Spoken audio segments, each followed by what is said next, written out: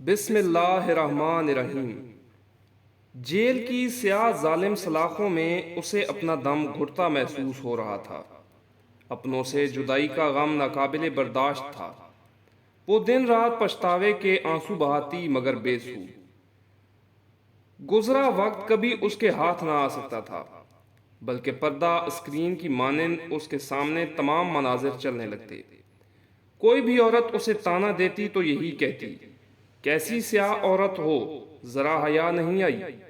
وہ روتی چیختی بلکتی رہتی، مگر جیل کی یہ سلاخیں اس کی دردناک زندگی اور موت کی جگہ بن چکی تھیں۔ وہ اپنے باپ کی اکلوتی بیٹی تھی۔ ماں باپ بہت ہی غریب تھے۔ باپ مزدوری کر کے جو بھی کماتا اس سے 2 وقت کی روکھی سوکھی کھا لی جاتی۔ اس کا چچا زاد رشید تو شروع سے اس پر مرتا تھا، مگر وہ اسے گھاس نہ ڈالتی۔ اسے شروع سے ہی امیرزادوں کی بیوی بننے کا شوق تھا۔ روٹی کو تو وہ ترس چکی تھی۔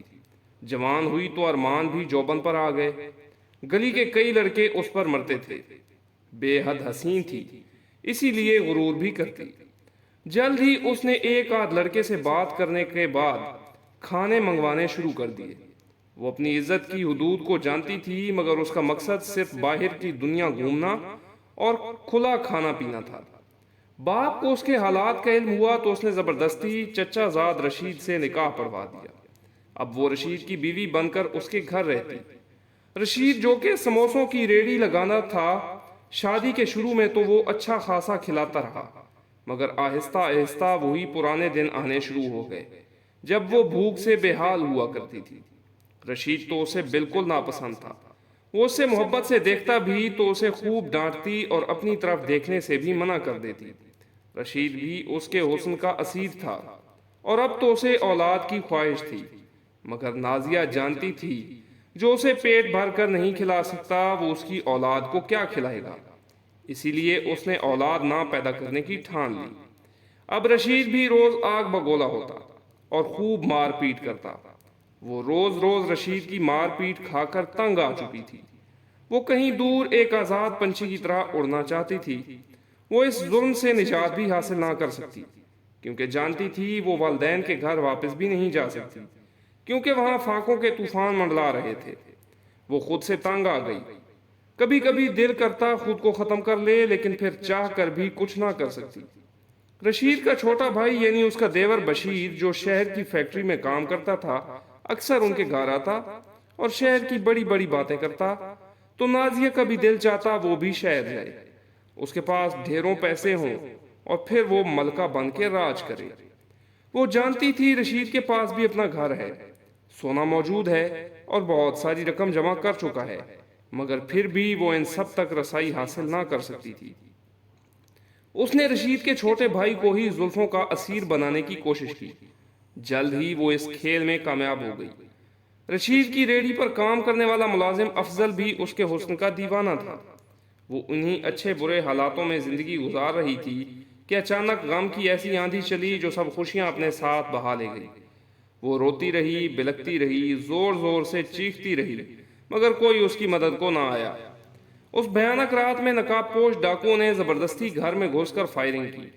فائر رشید کے سینے میں لگا اور وہ وہیں گر کر فنا ہو گیا۔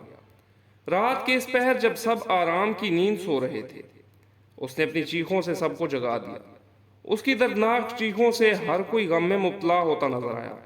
گھر، زیور اور باقی پیسے سب اس کے نام ہو گئے۔ وہ سارا دن شوہر کی یاد میں روتی رہتی، پھر جلد ہی شہر چھوڑ کر کہیں دور جا بسی، شاید اپنے خوابوں کے شہر، جہاں اسے کوئی روک ٹوک نہ تھی، جہاں وہ اپنی مرضی سے زندگی گزار سکتی تھی، جہاں وہ اپنے مرضی سے اپنے محبوب کی سرگوشی میں جی سکتی تھی۔ لیکن کبھی کبھی چیخ اٹھتی۔ روز رات کو سوتے ہوئے اس کا ضمیر اسے بے چین ہو کر کچوکے کر پکارتا، مگر پھر وہ خیالات کو جھٹک کر سو جاتی۔ شہر میں آ کر اس نے محبوب کو بھی چھوڑ دیا اور اب وہ نئے کاموں میں ملوث ہو گئی۔ شراب نوشی، حسین راتیں اس کی زندگی کا محور بن چکی تھی۔ وہ ان کالے دھندوں میں روز منہ کالا کرتی اور پھر تھک ہار کر سو جاتی۔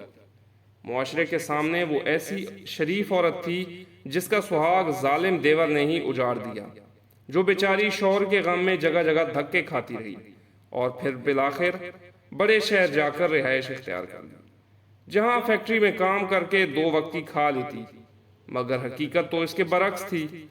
وہ اپنی زندگی میں کھل کر جینا چاہتی تھی۔ وہ سب اقدار، روایات اور اصولوں کو بھول کر باغی ہو چکی تھی۔ بڑے سے بڑے جرم بھی اس کے لیے معمولی ہو گئے۔ کبھی کبھی گاؤں چکر لگاتی تو وہی معصوم نازیہ بن جاتی، جس کا سب کچھ ایک بھیانک رات میں لٹ گیا تھا۔ پولیس نے اس کے دیور بشیر پر بہت تشدد کیا، پھر بالآخر وہ اسی نتیجے پر پہنچے کہ وہ قاتل نہیں۔ بس اسی دن کے بعد انہوں نے اپنی تفتیش شروع کر دی، اور پھر بالآخر وہ اصلی قاتل ان کی گرفت میں آ ہی گیا۔ عریاں کپڑوں میں ملبوس مشہور کلب میں ناچتی گاتی نازیہ کو گرفتار کر لیا گیا۔ اسے اپنی گرفتاری پر شدید غم و غصہ تھا۔ وہ جانتی تھی کہ اس کا یہ راز بھی کوئی نہ جان پائے گا، مگر پھر اس کی گرفتاری نے ثابت کر دیا تھا کہ پولیس آخر پولیس ہے۔ لیڈی انسپیکٹر نے اسے خوب پیٹا۔ وہ بار بار اس کے جرم کی داستان پوچھ رہی تھی، مگر نازیہ تھی کہ بس رونی صورت بنا کر یہی کہتی میں نے کچھ نہیں کیا۔ روز اسے خوب مار پڑتی۔ آخر جسم کے زخموں کی خاطر تنگ آ کر اس نے حقیقت آشکار کر دی۔ رشید مجھ پر ہمیشہ ظلم کرتا تھا۔ اچھا پیسہ ہونے کے باوجود اچھی روٹی نہ کھلاتا تھا۔ روز مارتا، کبھی کہتا اولاد پیدا کرو۔ میں اس سے اکتا گئی تھی۔ پھر اس کا بھائی شہر سے آیا تو میں نے اسے زلفوں کا اسیر بنایا۔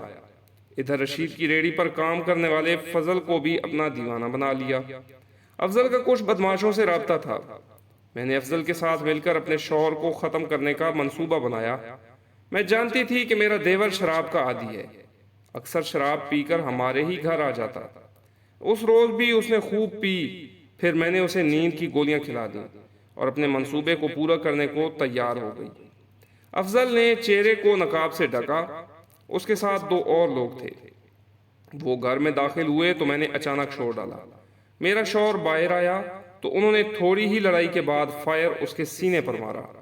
میں وہیں پھوٹ پھوٹ کر رونے لگی، اپنے کپڑے بھی پھاڑنے لگی۔ پھر افضل کی اسے پستول بشیر کے ہاتھ پکڑا کر اسے صحن میں لٹا دیا، اور میں نے پولیس کو یہی بیان دیا کہ یہ ظالم میری عزت لوٹنا چاہتا تھا، اور میری عزت کے رکھوالے میرے ہی شوہر کو، اپنے سگے بھائی کو موت کی نیند سلا دیا اور صدمے سے بے ہوش ہو گیا۔ میں افضل کے ساتھ کئی دن شہر رہی۔ اس نے مجھ سے بے وفائی کی۔ میں نے اسے چھوڑ کر نشہ شروع کر دیا۔ میں نے اپنے آپ کو باغی کرنا چاہا۔ میں اپنی مرضی سے جینا چاہتی تھی، مگر ان سب میں غلط، صحیح، حرام، حلال، اقدار، روایات سب بھول گئی۔ میں بہت بری عورت ہوں۔ وہ اپنا بیان دیتے ہوئے پھوٹ پھوٹ کر رو دی۔ لیڈی پولیس نے بیان لکھنے کے بعد نازیہ سے کہا، اب پچھتانے کا کیا فائدہ؟ جب تمہیں اللہ نے عزت کی زندگی دی تو تم نے قدر نہ کی اور یہ سوچا کہ دنیا کو دھوکہ دے سکو گی، مگر تم بھول گئیں کہ اصل طاقت اللہ کی ہے۔ مجرم چاہے کتنا ہی چالاک کیوں نہ ہو، وہ اپنا جرم کبھی نہیں چھپا سکتا۔